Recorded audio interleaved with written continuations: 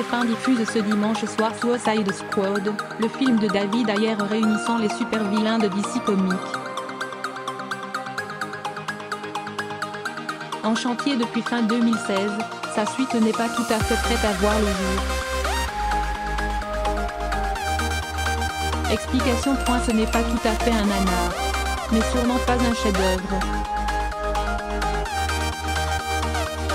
Diffusé ce soir sur TF1, Suicide Squad a été massacré par la plupart des critiques de cinéma à sa sortie, à l'été 2016. Le public, lui, s'est montré beaucoup plus indulgent avec les super-vilains de DC Comics, réunis devant la caméra de David Ayer, le réalisateur viril de End of Watch et Fury. Avec 750 millions de dollars de recettes dans le monde entier, alors qu'il a coûté 175 millions, ce sera même une bonne affaire pour la Warner, qui envisagera rapidement d'en tourner une suite.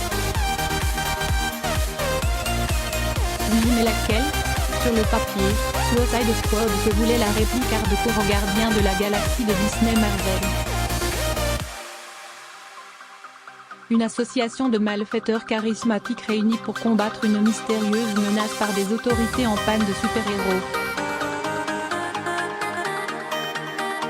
Un casting all-star qui s'en donne à cœur joie.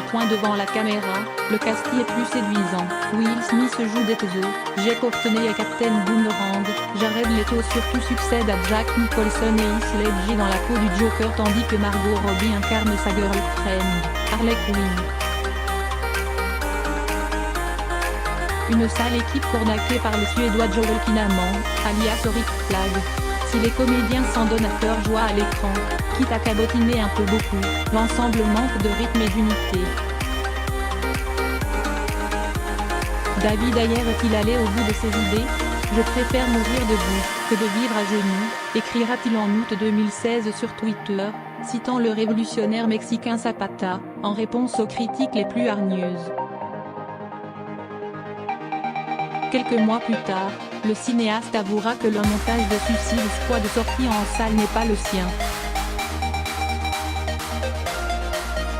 Et que dans la version qu'il avait présentée initialement au studio, les personnages du Joker et de Harley Quinn prenaient beaucoup plus de place. Dommage, ce sont les meilleurs. Pour lui succéder aux commandes de Suicide Squad 2+, la Warner va dans un premier temps approcher Mel Gibson, revenu en grâce avec le succès de Une tueur à point. Mais l'acteur-réalisateur au caractère bien trempé ne trouve pas de terrain d'entente avec les producteurs. Le nom de l'espagnol Joel te laissera sans identité, circule. Avant que Gavin O'Connor Mr. Luke soit engagé à l'automne 2017. Un an plus tard, ce dernier quitte le projet tandis que la Warner fait appel à James Gunn, le réalisateur des Gardiens de la Galaxie 1 et 2, fraîchement évincé du troisième volet par Disney Marvel suite à une vieille histoire de Philippe nauséabond. Engagé pour ses talents de scénariste très rock'n'roll, James Gunn a une option sur la réalisation, indique début octobre la Warner qui lui a commandé une approche totalement nouvelle du projet. Quitte à bouleverser le casting, c'est plus que probable.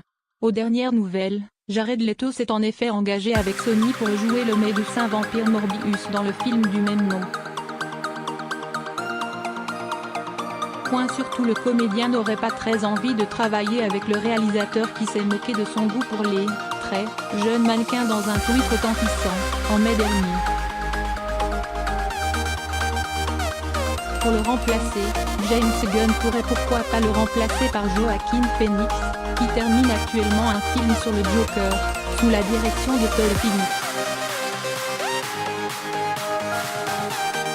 Will Smith, de son côté, aurait demandé un peu de temps pour tourner d'autres projets. Et notamment Bright 2 avec David Ayer. En revanche pour revoir Margot Robbie avec les couettes multicolores d'Harley Quinn, il ne faudra plus patienter très longtemps. La comédienne australienne s'apprête en effet à tourner Birds of Prey du Fantabulous Emancipation of One Harley Quinn, un film dans lequel elle fera équipe avec une bande de nanas presque aussi azimutées qu'elle. Tournage prévu en 2019 pour une sortie prévue en février 2020.